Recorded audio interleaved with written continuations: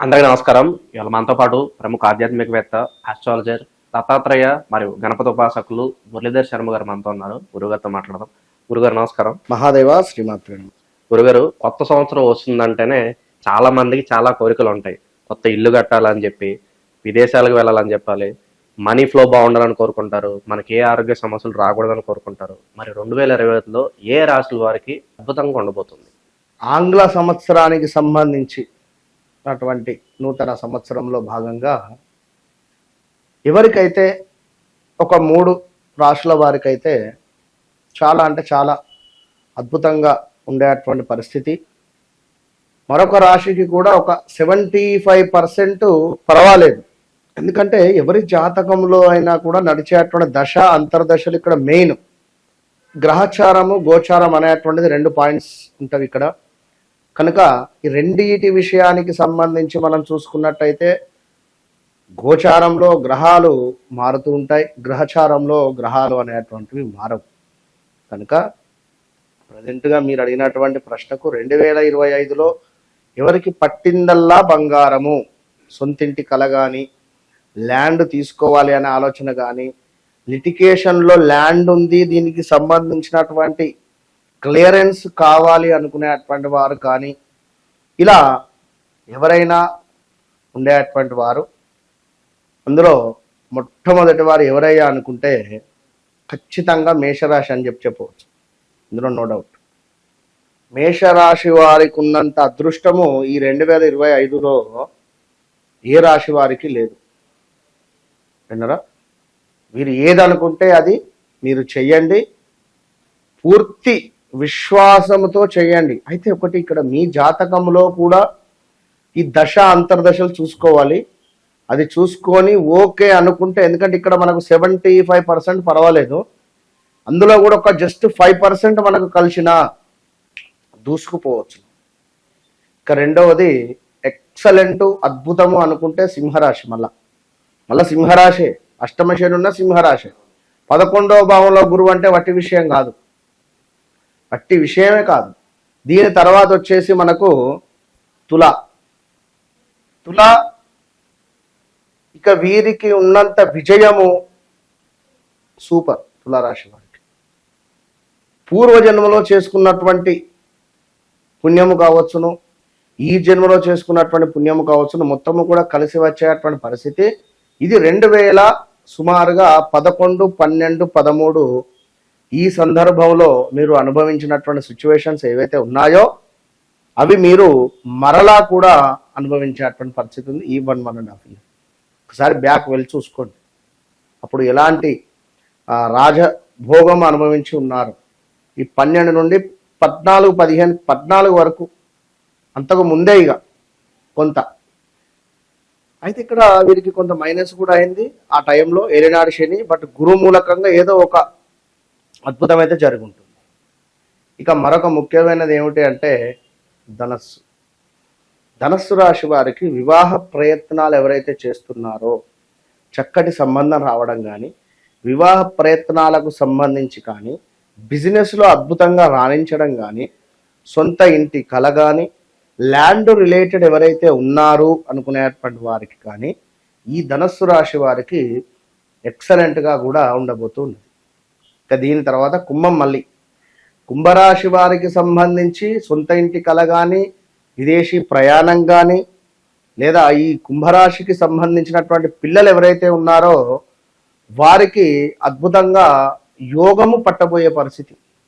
పిల్లలకు కుంభరాశి తండ్రిది, పిల్లలు ఒక 25 to 30 yearsలో ఉన్నారు. వీరికి ఏదో ఒక ప్లస్, గౌట్ రిలేటెడ్ జాబ్ రావడమా, ఏమైనా రాస్తున్నారా, మెడికల్ సీట్ రావడమా, అది ఏదైనా కావచ్చు. ఇలాంటి సిచ్యువేషన్స్ జరిగేటువంటి పరిణామాలు ఈ రాశుల వారికి అయితే కళ్ళు మూసుకొని ఉన్నవి. కనుక ఇక అలా అని చెప్పి మీరు ఇంట్లో చిద్దరగప్పు పడుకుంటే కుదరదు. ఎందుకంటే మనము చేసేటువంటి పని మనం చేస్తూ ఉంటే ప్రకృతి నుండి మనకు ఒక పవర్ అనేటువంటిది వస్తుంది. అది తప్పకుండా అది జనరేట్ అయ్యి, ఇప్పుడు మనం చెప్పినటువంటి విధంగా అది ల్యాండ్ కానీ, హౌస్ కానీ, లేదా మీరు ఏది అనుకుంటే అది ముందుకు వెళ్ళిపోవచ్చు. కనుక ఇక్కడ ఆల్రెడీ మనము లైవ్ లో కూడా చేసి చూపెట్టాం ఐశ్వర్య దీపము. కనుక ఈ ఐశ్వర్య దీపము ఈ రాశుల వారు పెట్టండి. మేషము నుండి మేషము, అదేవిధంగా సింహము, తుల, ధనస్సు, కుంభం, వీళ్ళు కనుక ఐశ్వర్య దీపం పెడితే ఎంతమంది, చాలా మంది కూడా గురువుగారు బాగుంది ఐశ్వర్య దీపం నాకు వర్కౌట్ అవుతుంది అని చెప్పినటువంటి వారు కొన్ని వందల మంది ఉన్నారు. కనుక చేసుకోండి. ఎంతసేపు నాకు ఈ విధంగా ఉంది ఆ విధంగా ఉంది అనేటువంటి భావన కాకుండా ఈ రెమెడీస్ చేయండి. ఈ ఐశ్వర్య దీపం పెట్టండి. మన ఛానల్లో ఉంటుంది మురళీధర్ శర్మ ఐశ్వర్య దీపం అంటే వస్తుంది. ఈ మిగిలిన రాశుల వారికి మన మొత్తానికి బాగాలేదా, మనమేమి ఈ రాశులకు షిఫ్ట్ కావాలా అనుకునేవారు కూడా ఉన్నారు. అంటే జనరల్గా జోక్గా ఎక్కిరిచ్చేవారు. ఫలానా కుంభరాశి వారు 2 కోట్ల ఆదాయం 20 కోట్ల ఆదాయం అని చెప్పే వాళ్ళు ఉన్నారు. మనం అట్లా చెప్తలేము, సబ్జెక్ట్ చెప్తున్నాము కానీ అర్థం చేసుకోండి. ఆల్రెడీ ఫలానా ఇయర్లో మీకు గుడ్ విల్ కానీ గుడ్ నేమ్ కానీ ఆ టైంలో ఏదో గుడ్ జరిగి ఉంటుంది. ఎగ్జాక్ట్లీ ఇప్పుడు ఇది 2025 సుమారుగా. సో 2012 నుంచి 15 వరకు చూసుకోమని చెప్తున్నాను.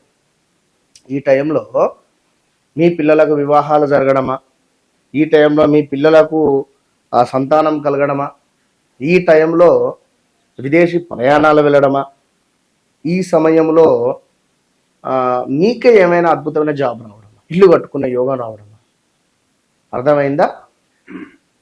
జస్ట్ ఒక 11 ఇయర్స్ బ్యాక్ వేద్దాం, 11 to 12 ఇయర్స్ ఒక్కసారి వెనక్కి చూస్తే మీకు ఏమిటి అనేటువంటిది అర్థమవుతుంది. ఇక్కడ సింపుల్. కనుక తప్పకుండా ఐశ్వర్య దీపాన్ని పెట్టండి.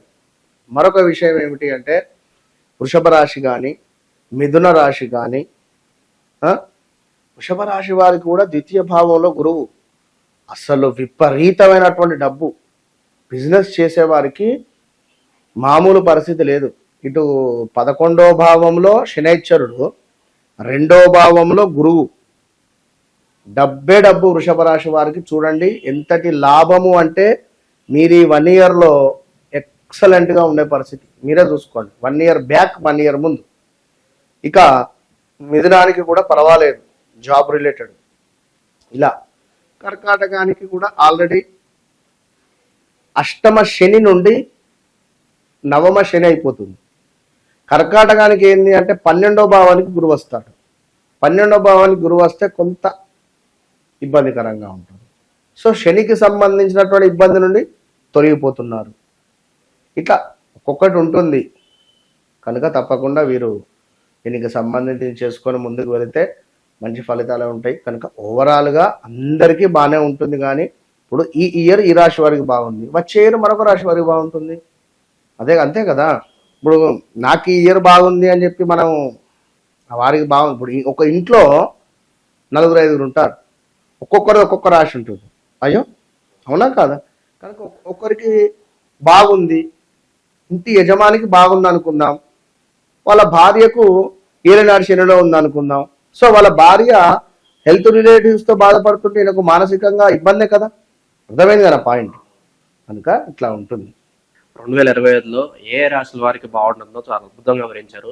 నూతన ఆంగ్ల సంవత్సరంలో అందరూ బాగుండాలని కోరుకుందాం, అందులో మనం కూడా ఉండాలని కోరుకుందాం గురుగారు. ధన్యవాదాలు.